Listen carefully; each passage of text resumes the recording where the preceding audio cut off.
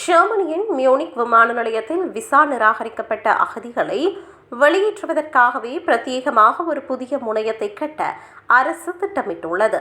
இது தொடர்பான தகவல்கள் தற்போது விவாதத்தை ஏற்படுத்தியுள்ளன.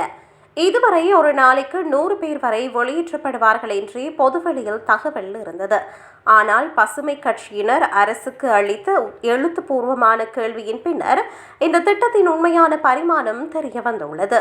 இந்த முனையம் முழு அளவில் செயற்படும் போது தினசரி 2 சார்ட்டர் விமானங்கள் மூலம் அகதிகள் வெளியேற்றப்படுவார்கள்.